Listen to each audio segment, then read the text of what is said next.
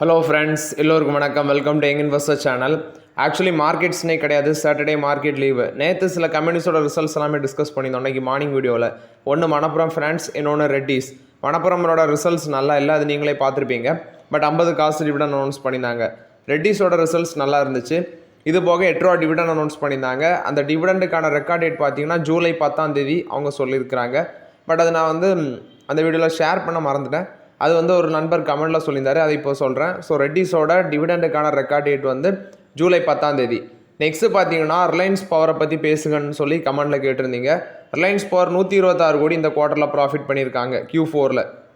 இது போக same period last இயரில் அவங்க என்ன பண்ணியிருந்தாங்கன்னா 397 கோடி நெட் லாஸாக இருந்துச்சு.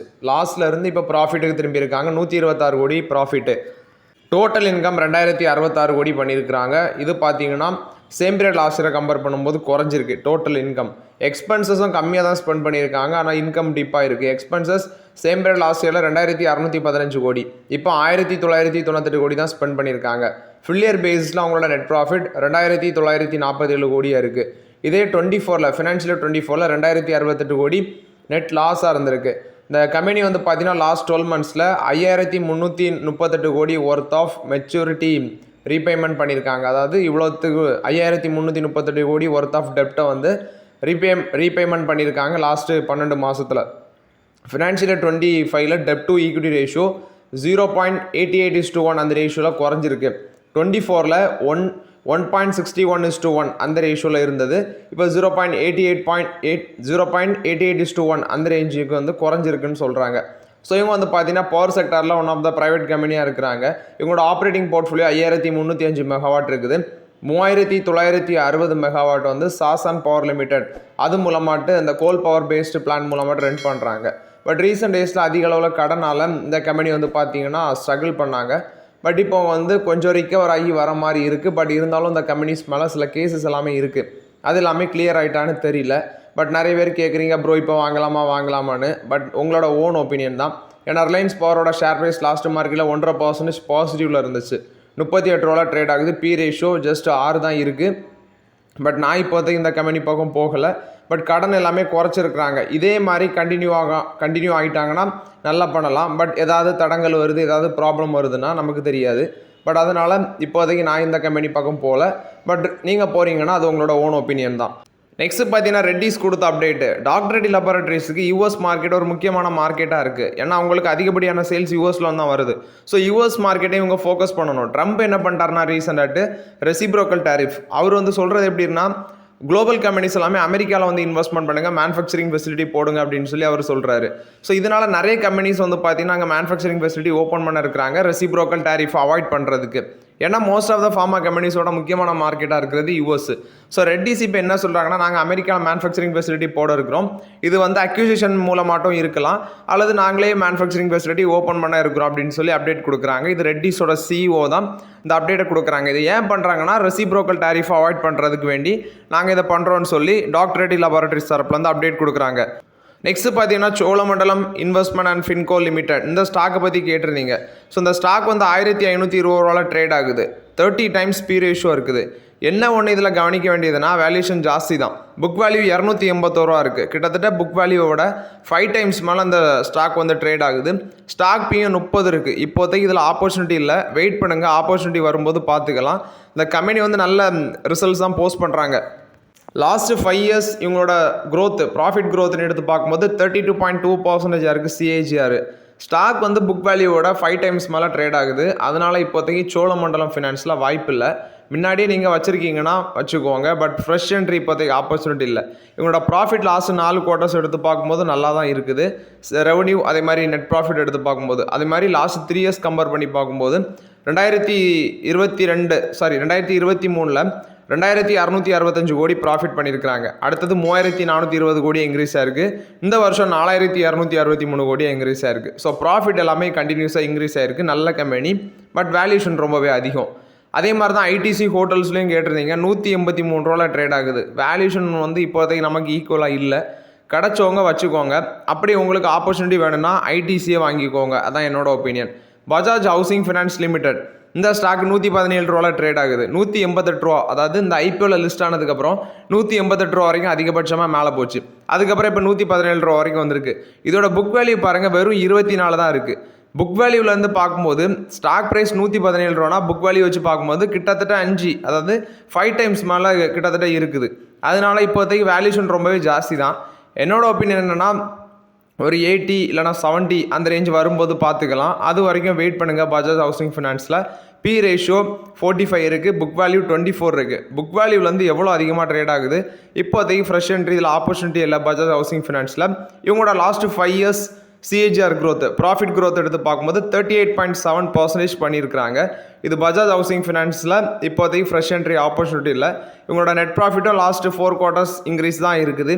அதே மாதிரி லாஸ்ட் 3 இயர்ஸும் இவங்களோட ப்ராஃபிட் இன்க்ரீஸ் தான் ஆகிட்டு போயிருக்கு. 710 கோடி, 1258 கோடி, 1731 கோடி, 2163 கோடி, அப்படி படிப்படியாக இன்க்ரீஸ் ஆகிட்டே தான் போயிருக்குது. இயர் ஆன் பேசிஸில் கம்பேர் பண்ணும்போதும் சரி, அதே மாதிரி 4 quarter கம்பேர் பண்ணும்போதும் சரி. பட் வேல்யூஷன் நமக்கு ஈக்குவலாக இல்லாததுனால இப்போதைக்கு வெயிட் பண்ணுங்கள். நெக்ஸ்ட்டு பார்த்தீங்கன்னா இந்த PNC இன்ஃப்ராடெக், இந்த ஸ்டாக்கோட ப்ரைஸு வெறும் 247 ரூபாவில் தான் இருக்குது. ஒருத்தர் கேட்டிருந்தாரு, ப்ரோ இப்போ வாங்கலாமான்னு சொல்லி. நானும் ஸ்டாக்கோட ப்ரைஸை சர்ச் பண்ணிவிட்டு வேல்யூஷன் பார்த்தா பி ரேஷியோ வெறும் 5. அப்புறம் தான் உள்ள எல்லாத்தையும் ஓப்பன் பண்ணி பார்க்கும்போது இதில் கடன் ஜாஸ்தி. இவங்க அந்த இன்ஃப்ராஸ்ட்ரக்சர் ப்ராஜெக்ட் ஃபோக்கஸ் பண்ணியிருக்கிற கம்பெனி. லாஸ்ட் 4 quarters எடுத்து பார்க்கும்போது சுத்தம், அதாவது ஜூன் குவார்ட்டரில் 575 கோடியாக இருந்த ப்ராஃபிட்டு செப்டம்பரில் 83 கோடியாக வந்துடுச்சு. டிசம்பரில் 81 கோடி இருக்குது. அதே மாதிரி வருஷ கணக்கில் எடுத்து பார்க்கும்போது 2022 580 கோடி, அடுத்த 658 கோடி, 2024 909 கோடி. பட் இயர் ஆன் இயர் பேசிஸில் இன்க்ரீஸ் ஆயிருக்கு. பட் இந்த வருஷத்தில் ஃபினான்ஷியல் 25 அப்டேட் ஆகலாம். அவங்களோட ரிசல்ட்ஸ் வரல, வந்தாச்சுன்னா பார்த்தா தெரியும். ஏன்னா இப்போ ரீசன்ட் டேஸில் 2 quarters ரொம்பவே போராக இருக்குது. இந்த குவார்ட்டரோட ரிசல்ட்ஸ் இன்னும் வரல, எப்படி இருக்குன்னு தெரியல. அதே மாதிரி கடனும் இந்த கம்பெனியில் ஜாஸ்தியாக இருக்குது. அதனால் இப்போதே வெயிட் பண்ணுங்கள். வேல்யூஷன் கம்மியாக இருக்குன்னு சொல்லி வாங்கிடாதீங்க. லாஸ்ட் 2 quarters ஆஃப் ரிசல்ட்ஸ் ரொம்பவே போராக இருக்குது. நெக்ஸ்ட்டு பார்த்தீங்கன்னா அந்த டிஃபென்ஸ் செக்டார் ஸ்டாக்ஸ் நிறைய பேர் ஃபோக்கஸ் பண்ணிட்டு இருக்கிறீங்க. ஏன்னா இப்போ அந்த இந்தியா பாகிஸ்தான் பார்டரில் இஷ்யூ இருக்கிறதுனால டிஃபென்ஸுக்கு அதிக அளவில் ஆர்டர் போகும், அதிக அளவில் ஸ்பெண்டிங்கும் பண்ணுவாங்க அப்படின்னு சொல்லி நிறைய பேர் கேட்குறீங்க. என்கிட்டே பார்த்தீங்கன்னா பாரத் எலக்ட்ரானிக்ஸ் லிமிடெட் மட்டும் தான் இருக்குது. இந்த லிஸ்ட்டு நான் 2 லிஸ்ட்டு காட்டுறேன் டிஃபென்ஸ் செக்டரில். First Bharat electronics, data patterns, Apollo microsystem, DCX system. இதில் எல்லாமே பார்த்தீங்கன்னா வேல்யூஷன் எபோவ் 60 தான் இருக்குது. பாரத் எலக்ட்ரானிக்ஸ் மட்டும் 46 இருக்குது, டேட்டா பேட்டர்ன் 71 இருக்குது, அப்போலோ மைக்ரோசிஸ்டம் 71 இருக்குது, DCS சிஸ்டம் 62 இருக்குது. இதே இந்த லிஸ்ட் எடுத்து பார்க்கும்போது ஹிந்துஸ்தான் ஏரோநாட்டிக்ஸ் லிமிடெட் இவங்க 34 இருக்குது, பாரத் டைனமிக்ஸ் 99 இருக்குது, BML 48 இருக்குது, Azad engineering 135, Paras defence 95, mTOR technologies 98. So defence sector stocks லிஸ்ட்டை எடுத்து பார்க்கும்போது வேணால் நிறைய கம்பெனிஸ் கடன் இல்லாமல் அப்படிலாம் இருக்கிறாங்க. பட் வேல்யூஷன் ரொம்பவே ஜாஸ்தியாக இருக்குது. அதனால தான் இப்போதே டிஃபென்ஸ் செக்டாரில் ஃபோக்கஸ் பண்ண முடியல. பட் இன்ஸ்டியூஷனல் இன்வெஸ்டர்ஸ்லாம் என்ன பண்ணுவாங்கன்னா இந்த செட் ஆஃப் டைமில் அக்யூசிஷன் பண்ணுவாங்க. எப்படி சம்மர் சீசனில் இந்த பிவரேஜஸ் கம்பெனிலாம் ஃபோக்கஸில் இருக்குமோ அது மாதிரி இப்படி வார்லாம் வரும்போது டிஃபென்ஸ் கம்பெனிஸ் எல்லாமே ஃபோக்கஸில் இருக்கும். இந்த டைமில் வாங்குவாங்க. ஒன் சர்டன் ஆஃப் டைமில் பார்த்தீங்கன்னா அவங்க ப்ராஃபிட் புக் பண்ணிடுவாங்க அந்த இன்வெஸ்டர்ஸ். அது அவங்களுக்கு கரெக்டாக அந்த டாட்டிக்ஸ் தெரியும், அவங்க பண்ணுவாங்க. பட் ரீட்டைல் இன்வெஸ்டர்ஸ் நம்ம தெரியாமல் வேல்யூஷன் அதிகமாக இருக்கும்போது வாங்கிட்டு அவங்க ப்ராஃபிட் புக் பண்ணுவாங்க. நமக்கு அந்த டைமில் ஸ்டாக் ப்ரைஸ் விழுந்துன்னா வலிக்கும். அதனால தான் வேல்யூஷன் ஜாஸ்தியாக இருக்கும்போது டச் பண்ணாதீங்கன்னு சொல்கிறது. நெக்ஸ்ட் பார்த்தீங்கன்னா தனலட்சுமி பேங்க். இந்த பேங்க் யார்கிட்டலாம் இருக்குன்னு தெரில. பட் இந்த பேங்கோட ரிசல்ட்ஸ் இந்த வாட்டி நல்லா பண்ணியிருக்கிறாங்க. 775% ப்ராஃபிட் இன்க்ரீஸ் ஆயிருக்கு. அசட் குவாலிட்டியும் இம்ப்ரூவ் ஆயிருக்குது. ஃபஸ்ட்டு ப்ராஃபிட் 29 கோடி பண்ணியிருக்காங்க. சேம் பீரியட் லாஸ்ட் இயரில் ஜஸ்ட் 3.3 crores அந்த ப்ராஃபிட் இப்போ 29 crores பண்ணியிருக்காங்க. ஆப்ரேட்டிங் ப்ராஃபிட் 38.7% இன்க்ரீஸ் ஆயிருக்குது.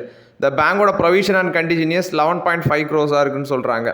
அடுத்து பார்த்தீங்கன்னா அவங்களோட நான் பெர்ஃபார்மிங் அசட்ஸ், அதான் அசட் குவாலிட்டி 2.98% இருக்குது. கிராஸ் நான் பெர்ஃபார்மிங் அசட் 4.05%லேருந்து இந்த ரேஞ்சு குறைஞ்சிருக்கு. நெட் என்பிஏ 1.25%லேருந்து 0.99% குறைஞ்சிருக்கு. ஸோ ரிசல்ட்ஸ் பார்க்கும்போது பார்த்தீங்கன்னா கொஞ்சம் பெட்டராக தான் பண்ணியிருக்கிறாங்க. டோட்டல் இன்கமும் 14.3% இன்க்ரீஸ் ஆயிருக்குன்னு சொல்கிறாங்க. அசட் குவாலிட்டி குறைஞ்சிருக்கு. ஸ்டாக் ப்ரைஸ் இந்த பேங்கோடது 27 இருந்துச்சு. லாஸ்ட் மார்க்கெட்டில் பார்க்கும்போது 27 தான் இருந்துச்சு. ஆனால் இதில் ஒன்று கவனிக்க வேண்டியது, புக் வேல்யூ 35 இருக்குது. புக் வேல்யூ கீழே தான் ட்ரேட் ஆகுது. ஆனால் அந்த பேங்க் ஒர்த்தா லாங் டேர்முக்குங்கிறது $1 million கொஸ்டின். ஏன்னா low interest coverage ratio, last 5 years போர் சேல்ஸ் க்ரோத்து இதெல்லாமே இருக்குது. அதனால தான் இப்போதைக்கு இந்த பேங்க் பக்கம்லாம் நான் போகலை.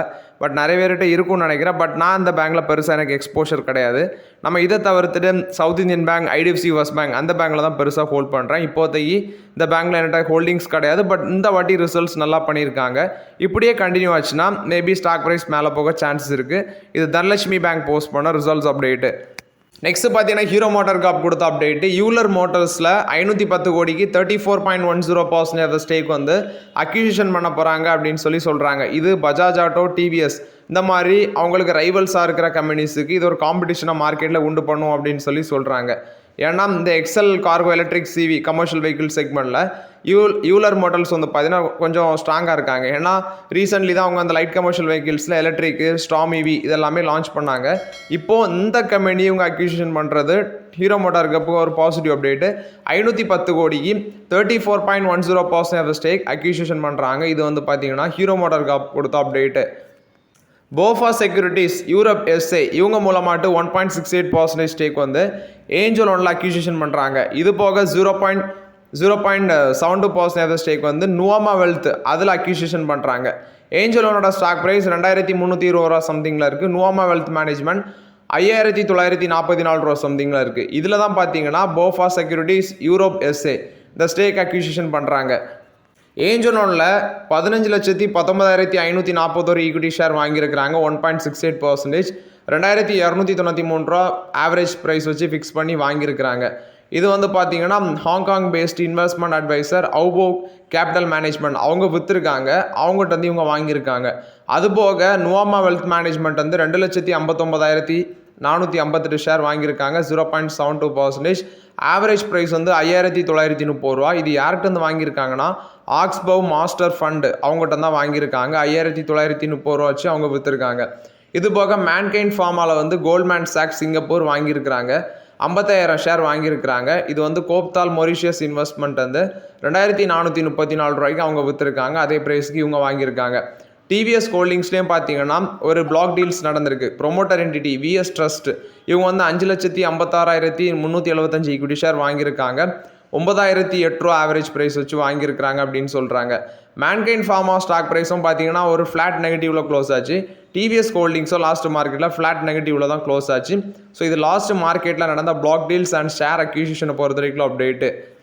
ஹிந்துஸ்தான் ஜிங்க் கொடுத்த அப்டேட்டு. இவங்க வந்து பார்த்தீங்கன்னா மைனிங் ஆப்ரேஷன் எல்லாமே இனி ஏஐ பேஸ்டு டூல்ஸு, அடுத்தது இந்த ஸ்டார்ட் அப் டெக்னாலஜி கம்பெனிஸ் அவங்களோட கூட கொலாபரேஷன் வச்சு டெக்னாலஜி மூலமாட்டு மைனிங் பண்ண இருக்கிறோம் அப்படின்னு அவங்களோட மைனிங் ஆப்ரேஷன் எல்லாமே ஏஐ டூல்ஸ் மூலமாட்டு நீ பண்ணுவாங்க அப்படின்னு சொல்கிறாங்க. ஏன்னா ப்ரொடக்டிவிட்டி இன்க்ரீஸ் பண்ணுறதுக்கு.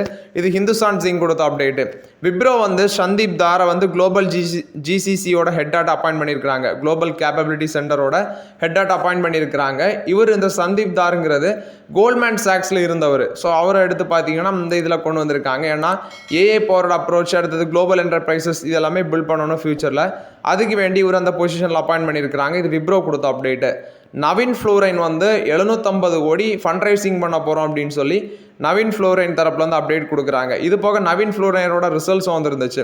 ப்ராஃபிட் 35.7% இன்க்ரீஸ் ஆயிருக்கு, 95 கோடி. ரெவன்யூ 16.45% இன்க்ரீஸ் ஆயிருக்கு, 701 கோடி. எபிட்டா 62.2% இன்க்ரீஸ் ஆயிருக்கு, 178 கோடி. எபிட்டா மார்ஜின் 25.5% இன்க்ரீஸ் ஆயிருக்கு. போர்டு 7 ரூபா டிவிடன் அனௌன்ஸ் பண்ணியிருக்காங்க. இது போக ஃபினான்ஷியல் 26 அவங்களுக்கு ஸ்ட்ராங் ஆர்டர் கிடைக்கும்னு சொல்கிறாங்க. மல்டி இயர் கான்ட்ராக்ட் பார்ட்னர்ஷிப் வந்து பார்த்தீங்கன்னா கேமியூஸ் அப்படிங்கிற ஒரு கம்பெனியோட போட்டிருக்காங்க. இது வந்து டேட்டா சென்டர் கூலிங் நீட்ஸுக்கு வேண்டி போட இருக்கிறாங்க. அது வேண்டி $14 million worth of million facility தான் அந்த ஃபெசிலிட்டி வருது. இதுவும் பார்த்தீங்கன்னா நவீன் ஃப்ளோரைன் கொடுத்த ஒரு பாசிட்டிவ் அப்டேட்டாக தான் இருக்குது. இந்த கெமியூருங்கிறது new liquid cooling product manufacture பண்ணுறதுக்கு $14 மில்லியன் கேபிட்டல் எக்ஸ்பெண்டிச்சரில் போட இருக்கிறாங்க. குஜராத்தில் சூரத் அப்படிங்கிற இடத்துல தான் இந்த மேனுஃபேக்சரிங் ஃபெசிலிட்டி போட இருக்கிறாங்க. இதில் $5 மில்லியன் வந்து கெமியூர் கான்ட்ரிபியூஷன் பண்ணுவாங்க. ரிமைனிங் வந்து பார்த்தீங்கன்னா நவீன் ஃப்ளோரைன் கான்ட்ரிபியூஷன் பண்ணுவாங்கன்னு சொல்கிறாங்க. ஆர்இசி லிமிடெட் வந்து நியூக்ளியர் ஸ்பேஸுக்குள்ளே என்ட்ரி கொடுக்குறாங்க. ஒரு 12 லட்சம் கோடி லெண்டிங் ஆப்பர்ச்சுனிட்டி எதிர்பார்த்து அவங்க இதை பண்ணுறாங்க. நெக்ஸ்ட் 2030 10 ட்ரில்லியன் அசட் அண்டர் மேனேஜ்மெண்ட்டை டார்கெட் பண்ணுறாங்க. நெட் என்பியும் 0 கொண்டு போகணும். இது போக பெல்லு கூட ஆர்இசி வந்து ஜாயின்ட் வெஞ்சர் வச்சுருக்காங்க க்ளீன் எனர்ஜி போர்ட்ஃபோலியோக்கு. ஸோ இப்போ நியூக்ளியர் ஸ்பேஸுக்குள்ளே என்ட்ரி கொடுத்து ஒரு 12 லட்சம் கோடி லெண்டிங் ஆப்பர்ச்சுனிட்டி எதிர்பார்க்குறாங்க ஆர்இசி. கெயில் வந்து கர்நாடகா கவர்மெண்ட் கூட ஒரு மெமரம் ஆஃப் அண்டர்ஸ்டாண்டிங் போடுறாங்க. கர்நாடகாவில் பாவகடா சோலார் பார்க் வந்து செட்டப் பண்ணுறதுக்கு 2050 மெகாவாட் எனர்ஜி ஆனுவலி இதில் ப்ரொடியூஸ் பண்ணலாம் அப்படின்னு சொல்கிறாங்க. ஸோ இதோட இன்வெஸ்ட்மெண்ட் 5000 கோடி 1 ஜிகாவாட் ரினியூவபிள் எனர்ஜி கெப்பாசிட்டி இதில் வந்து எடுக்கலாம் அப்படின்னு சொல்கிறாங்க. இது கர்நாடகாவும் கெயிலும் இந்த மெமரம் ஆஃப் அண்டர்ஸ்டாண்டிங் போடுறாங்க. 5000 கோடி இன்வெஸ்ட்மெண்ட்டு 1 ஜிகாவாட் ஆஃப் கெப்பாசிட்டி அவங்க எய்ம் பண்ணுறாங்க. ஹெச்எல் டெக்னாலஜிஸ் பார்த்தீங்கன்னா end to end IT service partner Taylor Wimpey வந்து செலக்ட் பண்ணியிருக்கிறாங்க. யூகேயோட லார்ஜஸ்ட் ரெசிடென்ஷியல் டெவலப்பர்ஸாக இருக்கிற அந்த கம்பெனியை வந்து இவங்களோட பார்ட்னர்ஷிப்பில் கொண்டு வராங்க. ஸோ இவங்க வந்து ஃபார்வர்ட் திங்கிங் விஷனில் தான் ஃபோக்கஸ் பண்ணுறது. குறிப்பாட்டு டிஜிட்டல் ஃபர்ஸ்ட் ஹவுஸ் பில்டர், அடுத்தது வந்து லிவரேஜிங் பண்ணுறது, இனோவேஷன் டெக்னாலஜி, பர்சனைஸ் சொல்யூஷன் கஸ்டமர்ஸுக்கு ப்ரொவைட் பண்ணுறதுக்கு மல்டியர் கொலாபரேஷனில் அந்த டெய்லர் விம்பே ஐடி லேண்ட்ஸ்கேப்பில் கொண்டு வராங்க. இது வந்து பார்த்தீங்கன்னா இவங்களுக்கு ஒரு பாசிட்டிவ் அப்டேட்டாக இருக்குது ஹெச்எல் டெக்னாலஜிஸுக்கு. ஸோ ஓகே ஃப்ரெண்ட்ஸ், ஆக்சுவலி இந்த வீடியோவில் சில இம்பார்ட்டன்ட் அப்டேட்ஸ் எல்லாமே டிஸ்கஸ் பண்ணோம். அந்த வீடியோ உங்களுக்கு பயனுள்ளதாக இருந்துச்சுன்னா லைக் பண்ணுங்கள், சப்ஸ்கிரைப் பண்ணுங்கள், கமெண்ட் பண்ணுங்கள். Okay friends, thank you.